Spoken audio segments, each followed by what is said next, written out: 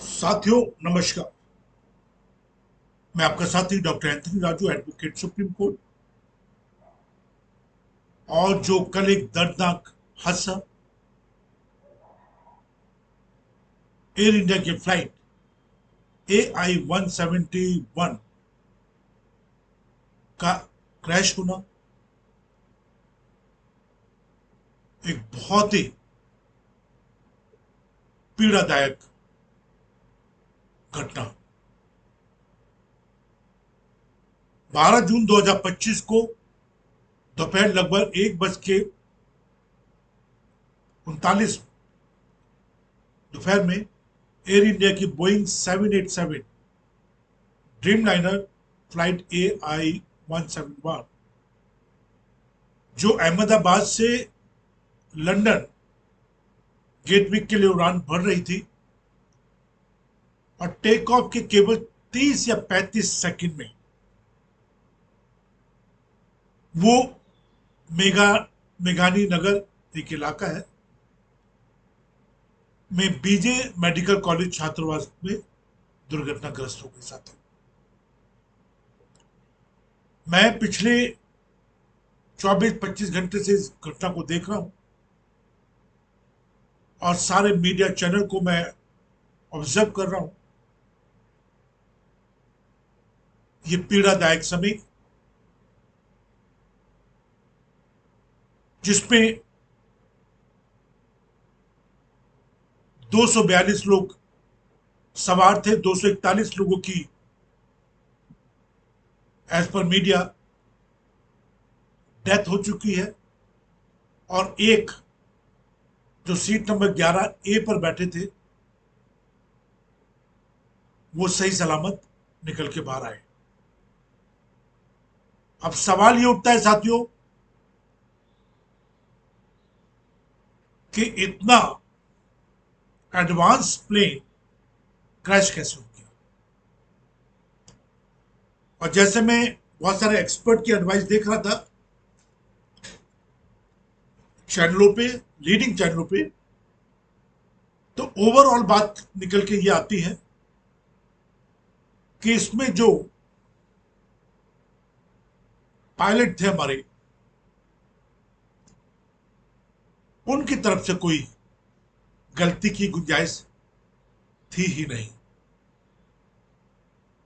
बताया जा रहा है कि जो पायलट थे मिस्टर सुमित सबरवाल,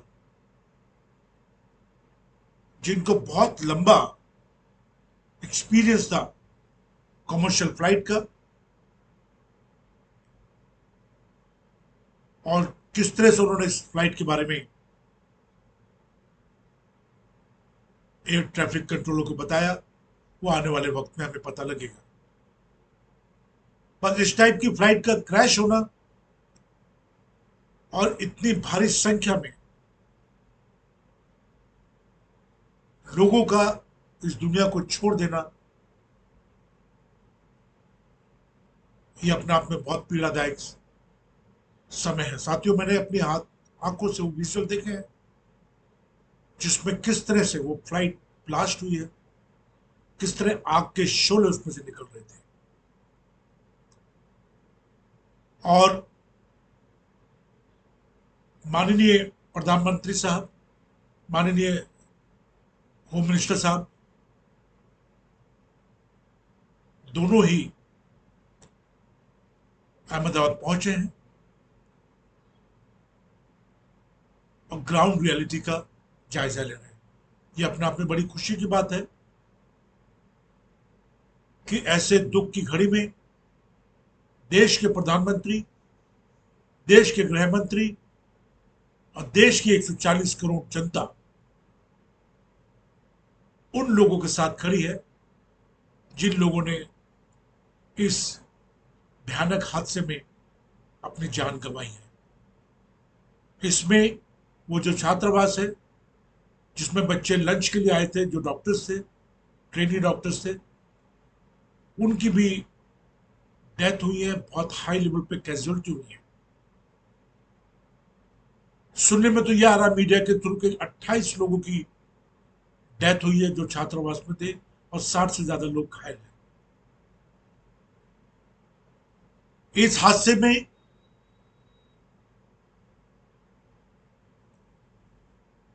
बहुत सारी एजेंसियां हैं। बोइंग है, डीजीसी है, यूएस है, एनटीएसबी है, ब्रिटिश एजेंसीज हैं। बहुत सारी एजेंसीज हैं जो इसकी जांच कर रही, इन्वेस्टिगेशन कर रही है। आने वाले वक्त में हमें ब्लैक बॉक्स के थ्रू ये पता लगेगा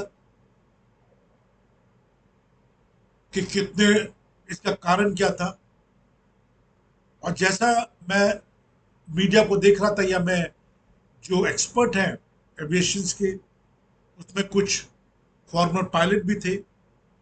और जिस तरह वो बता रहे थे कि जब फ्लाइट टेक ऑफ करती है या फ्लाइट जब लैंड करती है, ये दो ऐसे पहलू होते हैं, ऐसा वक्त होता है कि जो बहुत ही क्रिटिकल होता है।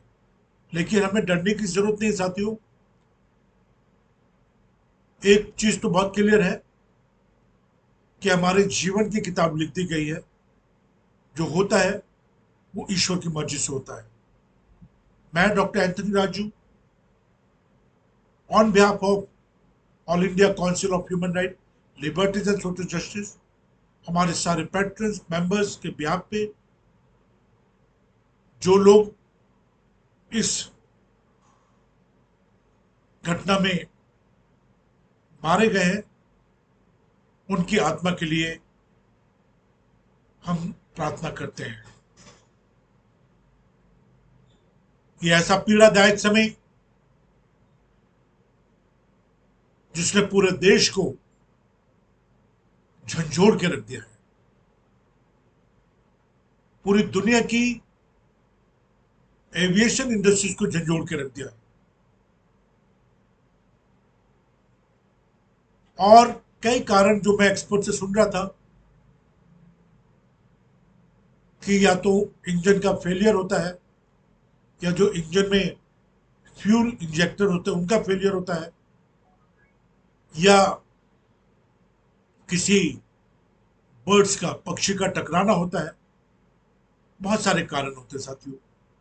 तो ये छोटी सी नॉलेज मैं गेन कर रहा था पिछले कई घंटों से, तो मैंने सोचा कि on behalf of all India council of human right और देश के 40 करोड़ लोगों की तरफ से मैं परमेश्वर से प्रार्थना करता हूँ उन सब लोगों के लिए, उन परिवारों के लिए जिन लोगों ने अपनों को खोया है।